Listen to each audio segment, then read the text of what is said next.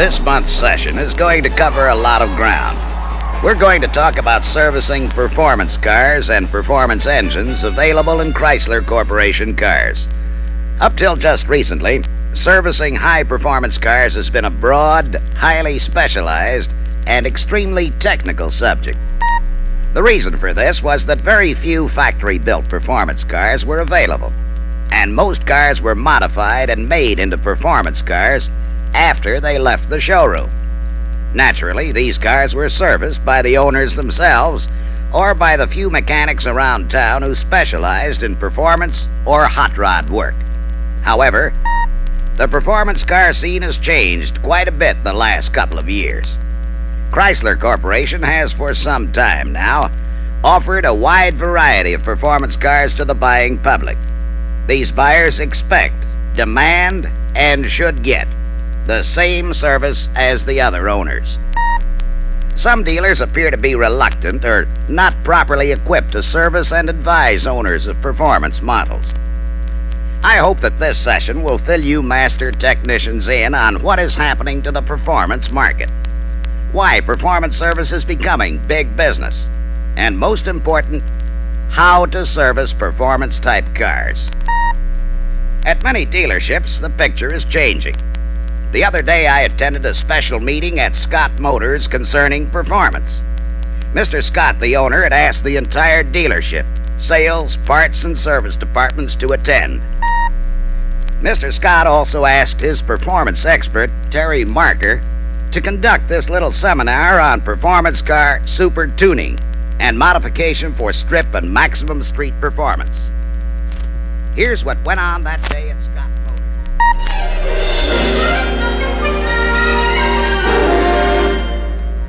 I'm glad that the sales and parts departments are in attendance tonight.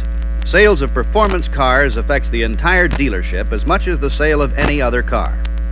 When I'm through, I'll turn the show over to Terry, our performance specialist. First of all, the 1969 model year had the widest selection of youth appeal cars and the biggest spread of performance cars yet. This year's performance car sales are approaching 20% of all sales. Now, that's a pretty healthy chunk of any market, and that's what this meeting is all about: performance cars. Let's make a quick rundown on the models that are easiest to spot as performance cars. Now, generally, these models cannot be bought without a performance engine. In the Dodge line, the Charger RT is probably the best-known performance car. In the Coronet models, it's the RT and Super B. The little guys in the Dodge Hive are the Dart GT Sport and Dart Swinger 340. Plymouth offers the well-known Roadrunner, the GTX, and the Mighty Mite, the Barracuda. But that's not all. Here's the lineup of what are considered performance engines. You'll find one of these in the performance models you just saw. Of course, if you run across one with anything smaller than a 340, it's not considered a performance model. On the other hand, these engines are offered as options in some standard models. So it would be a good idea to acquaint yourself with these engines so you can spot them in the family grocery wagon. The 440s are standard equipment on some full-size models to compensate for weight, power accessories, and air conditioning.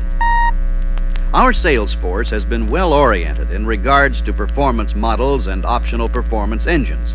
We're selling more performance cars every day, and buyers of performance cars are paying a premium for their cars. They expect and demand the same, if not more, service than other customers. Usually, performance enthusiasts are more vocal and more influential than most other customers. Owners of performance models are more exacting and discriminating in their demands than the average customer. It pays to satisfy their demands. We've found that satisfied owners of performance cars favorably influence prospects for both performance and standard production models. Dissatisfied owners can cost sales of both. Well, I think I've said about everything I can on the subject of performance. Want to take it from here, Terry? Okay, Mr. Scott, and thanks for making my part of it a little easier. Sometimes it's easy to get confused about what is and what isn't considered a performance car. I guess the whole problem really starts with the word itself, performance. Every car owner wants good performance out of his car. That's only natural. However, the performance car owner usually wants that little extra something out of his machine, and that little something is maximum performance. Every performance car we sell is carefully tuned before delivery. Now, don't get me wrong, I'm not saying that the car as delivered from the factory will be running bad. It's just that assembly line operations don't lend themselves to critical tuning performance engines deserve. Starting with the carburation, make sure that all air-fuel adjustments are precise. Check the manuals and service bulletins for the specs and procedures.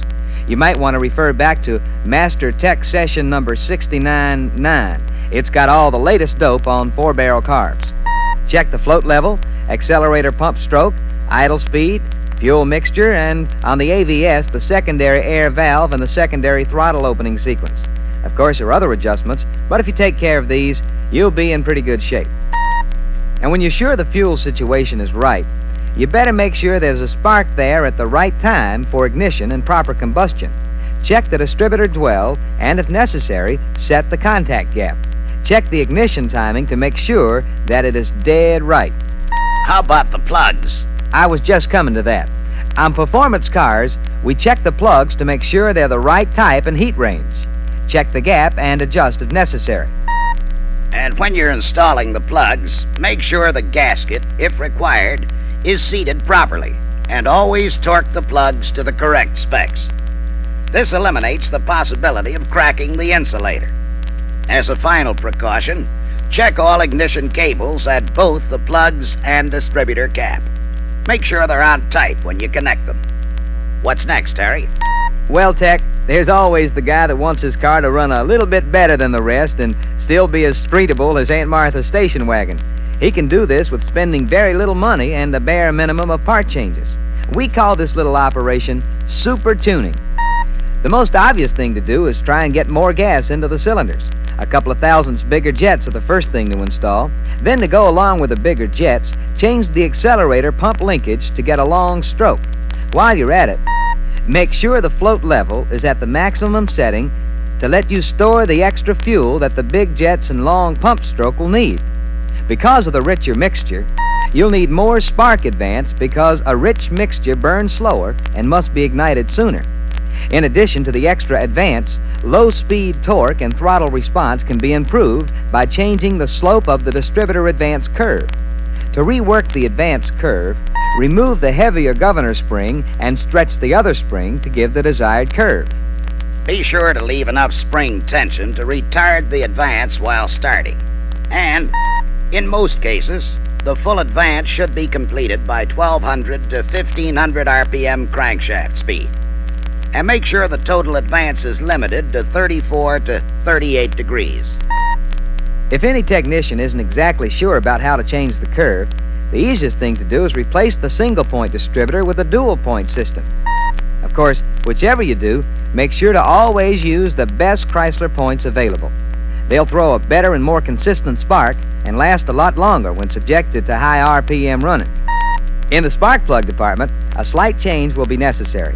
Normally, recommended heat ranges will be adequate, but if the owner plans on extensive, high RPM operation, it'll be necessary to go 1 or 2 steps colder on the plugs. Just to make sure that spark reaches the plug at full power, I'd suggest installing solid wire ignition cables from the distributor to the plugs. The only thing is, when you install solid wire cables, always install resistor plugs along with them. If you don't, your customer may be unhappy because of radio interference from the cables. That should take care of the ignition.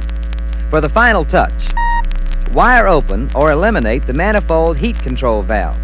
Again, ask the customer if this is acceptable to him. Remind him that the warm-up performance will be a little rougher and complete warm-up will take a little longer. That wraps up the subject of super tuning performance cars. I want to mention at this point that customers should be informed of possible warranty restrictions connected with modifications for racing. I think the next area that Terry is going to cover pertains to this subject, so why don't we see what he has to say? I think we've turned enough RPMs to finish this side of the record.